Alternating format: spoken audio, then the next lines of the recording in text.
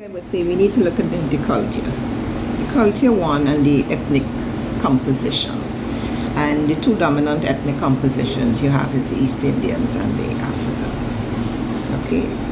Now, if we are looking at from an African perspective, the way they eat, you would see a lot of starch, a lot of rice. They may have some provision and meat.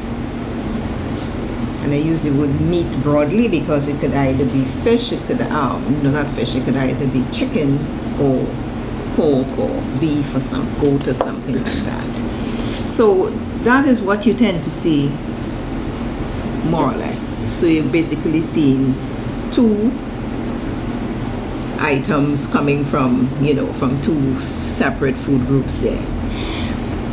On the East Indian end, you see, well, it has been changing over the years, but traditionally they were more into the vegetables. However, the vegetables were fried, and they use more flour, wheat flour, because they would make the sada roti, to go along with it, or they will use a little rice. In Trinidad, or actually throughout the Caribbean, what you're finding, you hear people will talk about they had a juice, but when you look at it, it's really a drink. So it would be maybe a 5 or 10% juice, and then the majority would be sugar added.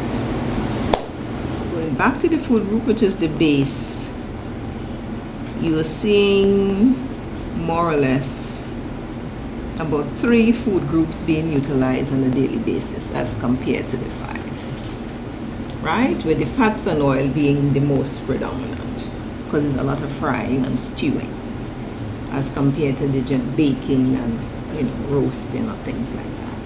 If you're having, let's say, as you mentioned, the KFCs, the high fat, the high sodium, so that if you keep having that over a period of time, obviously, you run the risk of developing probably hypertension, but you have to also look at the other aspect of your lifestyle, and then you have the cholesterol and so on.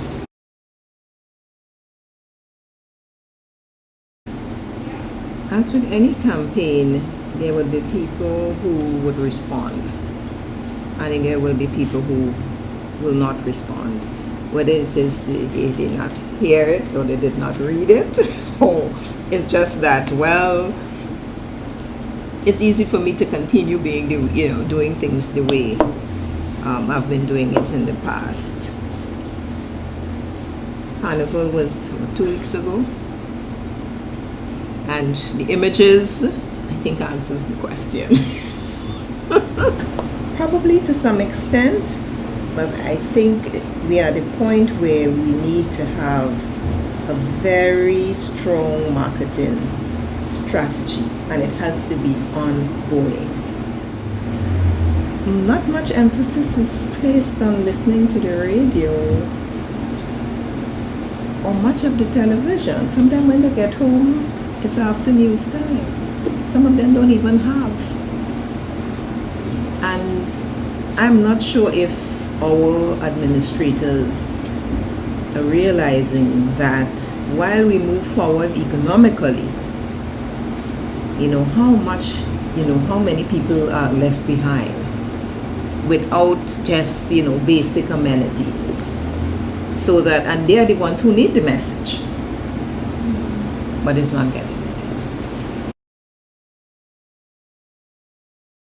Right? And I think there's where the challenge is. I think it has a lot to do with the attitude and the mindset.